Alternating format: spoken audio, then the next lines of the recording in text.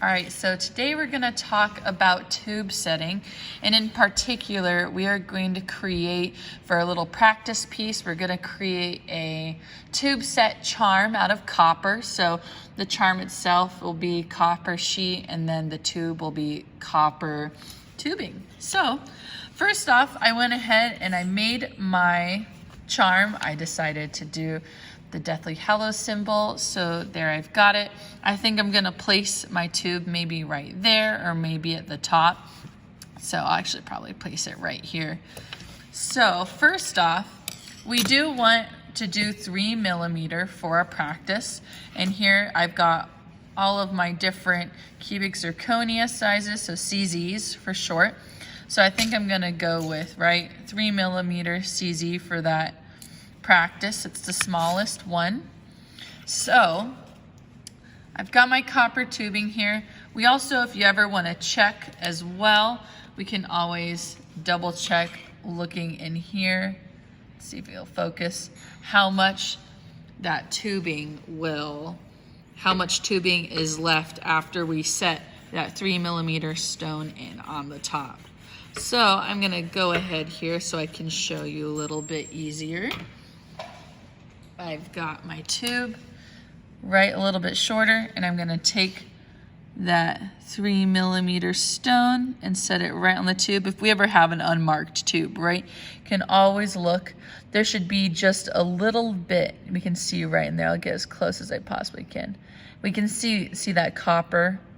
We still see a little bit of that tubing, and that little bit is what's going to end up going over our stone, but we have a lot to do before we get there. So I always can double check. I've got my stone and I've got my tube.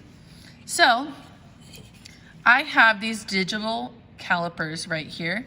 So I'm going to go ahead and turn it on, So this tells me, how many millimeters, Again, I can always double check to my stone a little bit. So I went ahead and just put it upside down so it was flat facing down. And I can take my calipers here if I ever want to double check a loose stone as well. And look at that here, 2.97. So that's my 3 millimeter. And I can always as well, if I close this, we want our tubing to be bigger, so the outside is 3.53.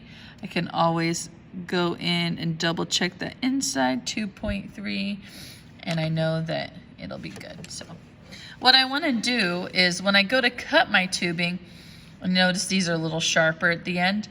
I want to make sure that I cut it at least 3 millimeters long, because that is going to be at least the height of my stone. So I can go in.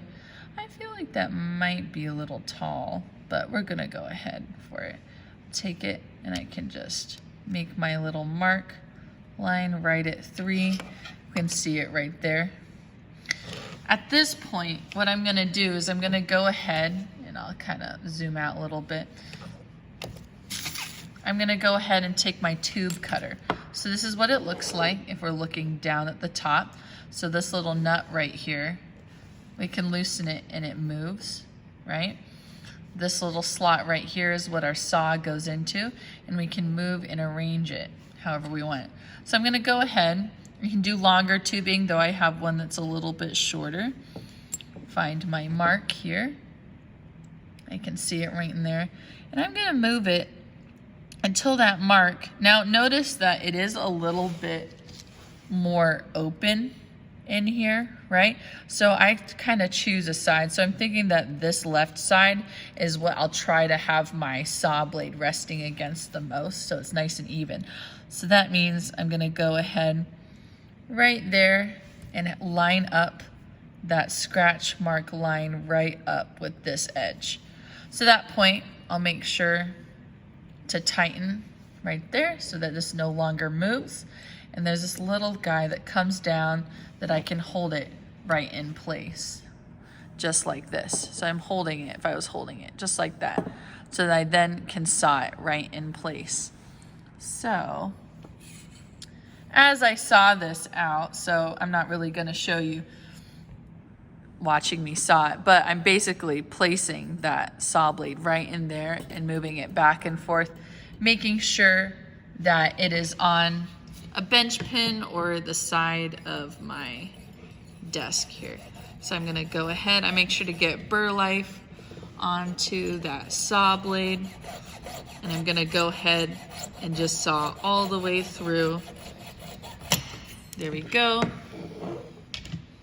And now, right, I've got a little tube ready.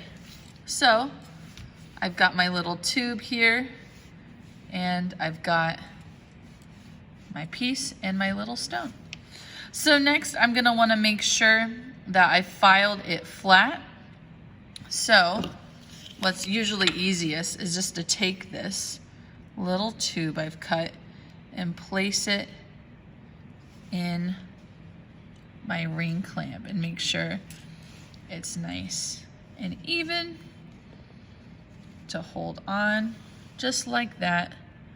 And then I'm gonna go ahead, tighten it right in there so I can see, and then I can just go ahead and make sure to file that nice and flat.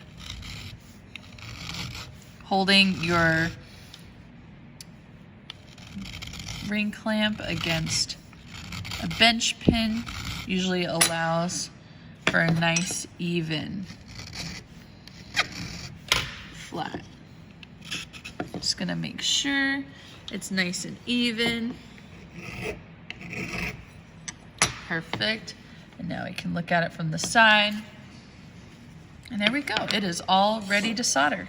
So my next step is I'm just gonna go ahead, and I think maybe at the bottom here, I'm gonna solder this guy right onto the bottom of my piece.